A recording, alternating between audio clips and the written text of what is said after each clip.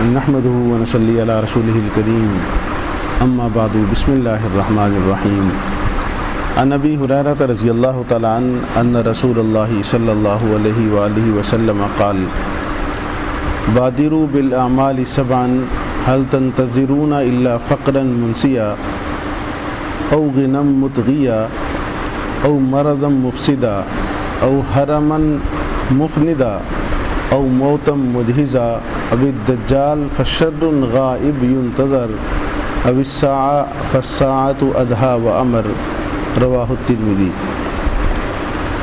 حضرت ابو ہریرہ رضی اللہ تعالیٰ عنہ سے مروی ہے، فرماتے ہیں کہ جناب نبی کریم صلی اللہ علیہ وآلہ وسلم نے ارشاد فرمایا بادروا بالاعمال سبعا، 7 چیزوں سے پہلے اعمال میں جلدی کرو۔ هل تنتظرون الا فقرا منسیا، کیا تم کسی ایسے فقر کے انتظار میں ہو، محتاجی کے انتظار میں ہو جو تمہیں سب کچھ بھلا دے؟ او غنن مطغیا، یا تم ایسی مالداری کے انتظار میں ہو جو تمہیں سرکش بنا دے؟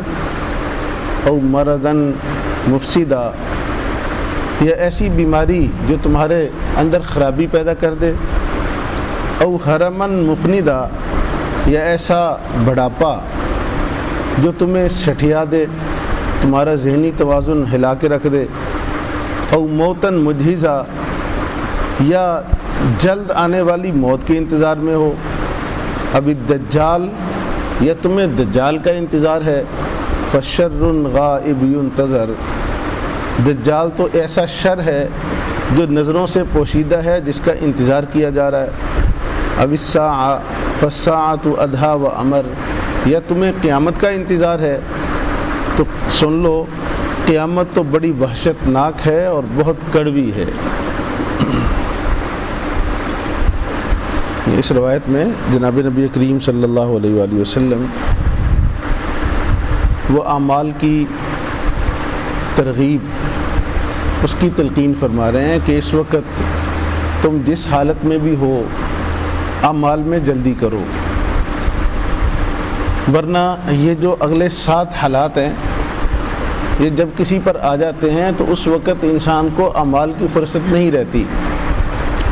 پہلی چیز فرمائی فقراً منسیہ، ایسی محتاجی آ جائے، ایسا فقر انسان پر آ جائے کہ اسے سوائے روٹی کے کچھ اور کی فکر ہی نہ ہو، یعنی فرصت ہی نہ ہو، وہ سارا دن اپنی روٹی کے پیچھے پڑا ہوا ہے، نماز کا ٹائم نہیں ہے، عبادت کا ٹائم نہیں ہے، وہ چاہتا بھی ہے لیکن کر نہیں پا رہا۔ لیکن اگر تمہیں اس وقت اللہ تعالیٰ نے اتنا عطا فرما رکھا ہے کہ تم کم از کم اس روٹی کے لقمے کے پیچھے 24 گھنٹے نہیں گھوم رہے، تو اس سے پہلے اعمال کی فکر کرو۔ دوسری چیز فرمائی او غنم مطغیہ، یا تمہیں ایسی مالداری کا انتظار ہے جو تمہیں سرکش بنا دے۔ بسا اوقات ایسا بھی ہوتا ہے، اگر کم اوقات انسان کو اللہ تعالیٰ تھوڑی سی عزت عطا کر دے یا تھوڑی سی دولت عطا کر دے تو وہ سرکش ہو جاتا ہے، اور وہ اس مال کی سرکشی میں اس کو فرصت نہیں ملتی، وہ کبھی یہ گناہ اور کبھی وہ گناہ، کبھی اس نشے کے پیچھے اور کبھی اس نشے کے پیچھے بھاگا پھر رہا ہوتا ہے۔ تو فرمایا تم پھر ایسی مالداری کے انتظار میں ہو جو تمہیں سرکش بنا کے رکھ دے، یا تمہارے پاس کوئی ایسا عہدہ اور اقتدار تمہیں مل جائے جس کی وجہ سے تم جو ہے نا سرکش بن جاؤ۔ تیسری بات فرمائی مرض مفسدہ، یا تم پر ایسی مرض آ جائے جو مکمل خرابی پیدا کر کے رکھ دے، تم کوئی عمل ہی نہ کر سکو، چاہتے ہو لیکن دماغ ساتھ نہیں دیتا، چاہتے ہو اعضاء ساتھ نہیں دیتے۔ اور چوتھی چیز فرمائی حرمم مفندا، یہ ایسا بڑھاپا تم پر آ جائے جو تمہیں سٹھیا دے۔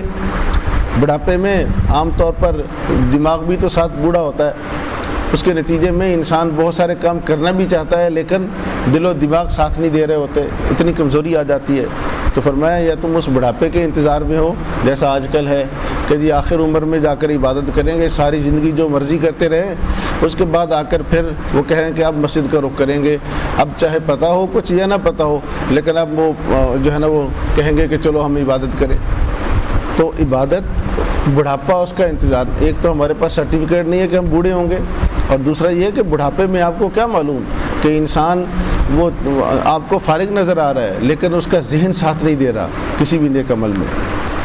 او موت مجہزہ، یا اچانک موت کے منتظر ہو، کہ تم ابھی ہے کہ آگے چل کر کریں گے اور تمہیں آ کر موت نے دبوچ لیا.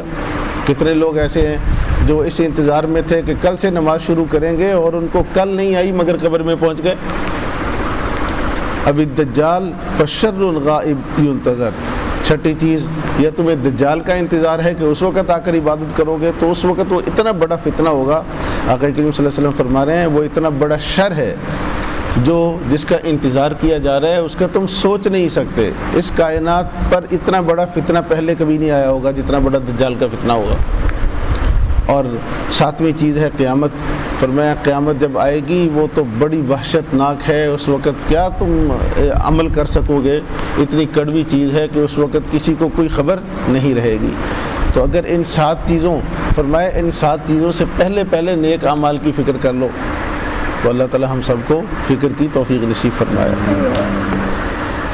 الحمدللہ.